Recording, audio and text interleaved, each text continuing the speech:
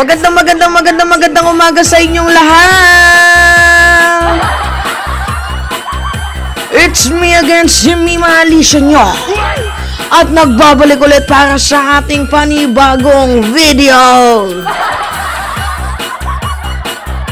Hoy, gising na ba yung mga diwa ninyo, mga minamahal?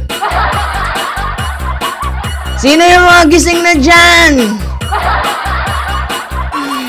Bangon! Ito, wait lang. Ito, may pag-uusapan tayo. Nako, Marbil! Strike ka na naman?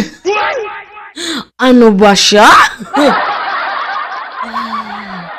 Hindi kasi ganito mga minamahal. Diba itong si Marbil, kinall out na din to ni Vice President Sara Duterte. Bakit kinall out? Dahil nga sa pagtanggal ng security ni Inday, yung 75, di ba? Tapos lagi na lang daw siyang minimension ni Marbil. Pero yung totoo naman talaga doon, kaya niya kinall out si Marbil para lang sabihin talaga na yung administrasyon ay ginigipit siya. So ginamit niya si Marbil, ginamit niyang way si Marbil para iparating yung message sa ating presidente na ginigipit niyo ko. Pati din sa taong bayan na ginigipit ako ng Marcos administration. So, eme lang yun ni Inday. Diba? Kasi nabisto siya eh. Mantakin niya, may bagyo nandun sa Germany. Nanonood ng Taylor Swift concert. Maangas. Matindi, mga minamahal. So ngayon, meron na naman pong panibagong issue. Itong si Marbil. Nako, pag wala na yung Marcos administration, tapos pag nakabalik yan, Marbil, nako, sinisigurado ko sa'yo, sa kulungan yung bagsak mo. Oo, mga minamahal, babalikan talaga yan nila si Marbil. Diba? So, kaya, Marbil, ingatan mo na hindi makabalik yan. Nako, dahil pag nakabalik yan, baka himas rehas ka.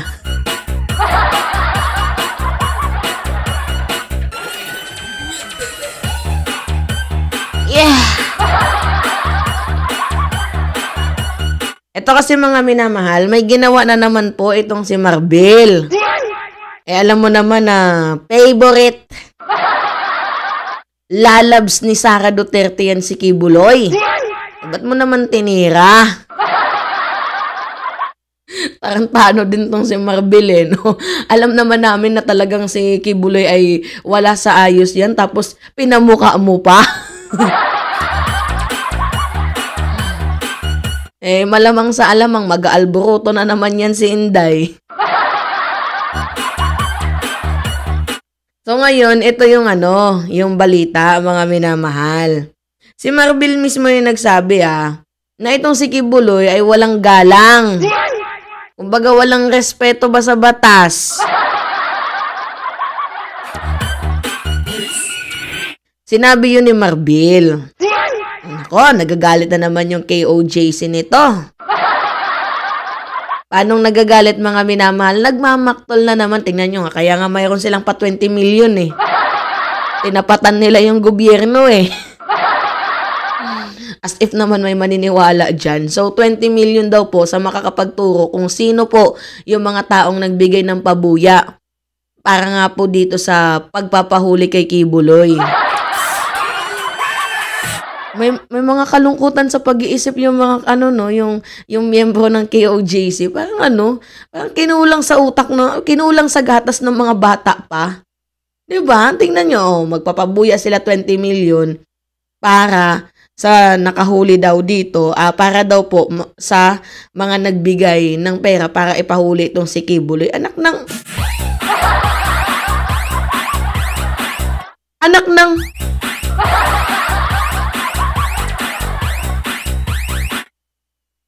May maniniwala ba dyan sa kanila?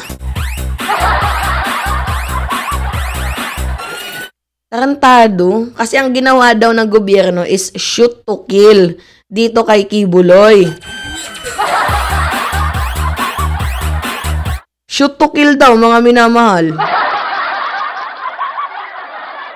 Ano ba siya? Paano naging shoot to kill yung yung pagpapahuli dito sa sa isang taong merong pagkakasala na ginawa sa ating bayan? Anong shoot to kill doon? Ngok-ngok. So ngayon, itong si Marbil, tinawag niyang walang galang at bastos itong appointed son of God. Talaga nga namang masakit yun. Biruin mo, appointed son of God, hindi sumusunod sa batas.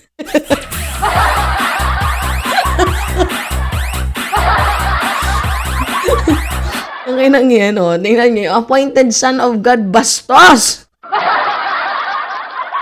Hindi sumusunod sa batas. Naluloko talaga ako dito kay Marbil. Pero I like your guts. Diba? Hindi ka natatakot na kahit ano yung mangyari sa'yo, hindi ka natatakot sa mga binibitawan mong salita. So ngayon, eto, panoodin nyo tong balitang to. Tama nga naman. May pinagmanahan Diba? Yung pagsabi ng walang galang sa batas. May pinagmanahan. Same feather, flocks together. Baka Duterte Kibuloy yan. Diba? So alam naman namin, bastos pinamukha mo pa talaga. Talagang mag-iinit sa'yo yung mga DDS niyan, Marbil. Pati yung mga, kulto ni Kibuloy. Naku, ingat-ingat din pag may time. Ba't napindot tong na to? Anyway, ito, panoodin niyo yung balita. Binigyang diin ni PNP Chief General Francisco Marbil na may tuturing na malaking kawalang galang sa batas ng Pilipinas. Binigyang diin ni PNP Chief General Francisco Marbil na may tuturing na malaking kawalang galang sa batas ng Pilipinas ang ginagawang pagtatago ng religious group leader na si Apollo Kibuloy sa pagdinig ng... Hindi lang yan. Walang galang din yung ginawa ni Duterte noon. Diba? Yung nag-uusap na nga sila tapos ang sabi niya, hinayaan niya na magtago. So, harboring of criminal. Bastos talaga. Parehas talaga sila mga minamahal. Diba?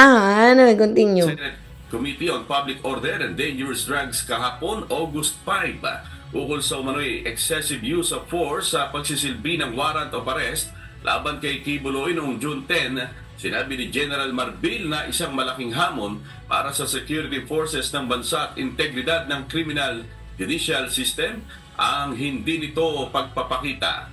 Pinabulaanan ni General Marbil ang paratang ng ilang mga miyembro ng Kingdom of Jesus Christ o KOJC at sinabing nakasunod sa police procedure ng PNP ang ginawang pagsisilbi ng warrant ng mga pulis. Tiniyak din ni PNP Chief na sapat na bilang ng mga pulis na nagtungo sa tatlong property ni Kibuloy sa Davao. Ito'y matapos makatanggap ng intelligence report ng pulisya na di umano'y maaaring gumamit ng civilian si Kibuloy bilang human shield.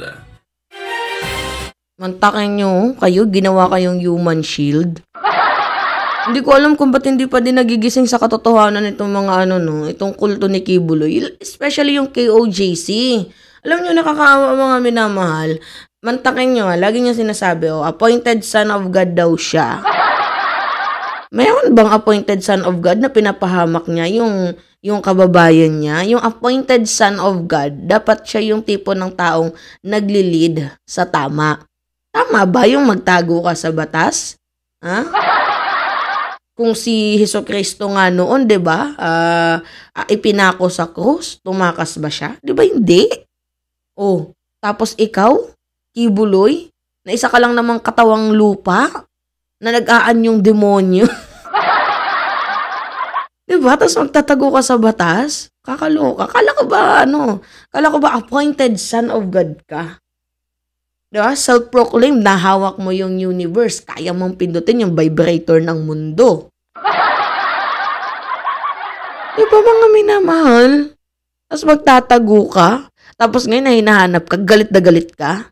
Tapos sasabihin mo, kinikitilan ka ng tawag dito, kinikitilan ka ng uri ng pamumuhay, kinikitilan ka ng gobyerno, pinipiga ka ng ating gobyerno. Ganon. Yung ibig kong sabihin sa kinikitilan ng uri ng pamumuhay mga minamahal, hindi niya na nagagamit yung mga lavish lifestyle niya. Katulad ng chopper, yung makapaglibot-libot anytime, hindi niya na magagamit yun. So parang kinikitil na din doon pa lang yung buhay niya. Kasi habang buhay na lang ba siyang magtatago? Lalabas yan pag si Sara na ulit yung presidente. Tapos ibabalik nila kay President Marcos yung ginawa. Kasi alam nyo guys, ganito lang din naman yung gagawin ng mga Duterte once na nanalo yan ulit eh. Gagamitin nila yung power nila para singilin yung may mga pagkakasala sa kanila. So papayag ba kayo mga minamahal na manalo ulit yung mga Duterte? Hoy! Payag kayo?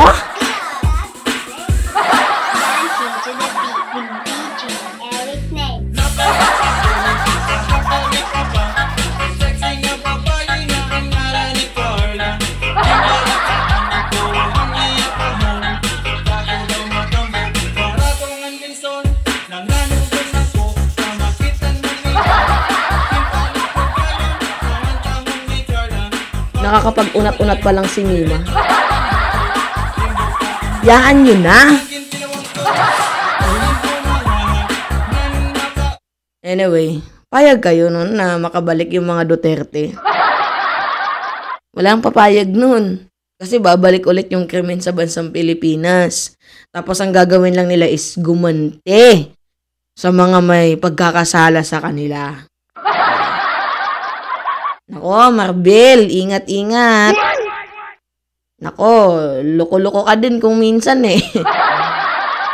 Pinamukha mo pa talaga. Talagang magmamaktol yan. So, yun po yung sabi ni Marbel na bastos at walang galang si Kibuloy. Totoo yun. Totoo naman kasi yun. Bastos ka kay Buloy kasi wala kang galang sa batas. Pinaghahanap ka, tas nagtatago ka, bastos yun. Totoo yun. Diba? Totoo yun. So, truth really hurts nga naman. So anyway, yun lamang po guys. It's me again, si Mima Alicia nyo. At nagbabalik ulit para sa ating panibagong video.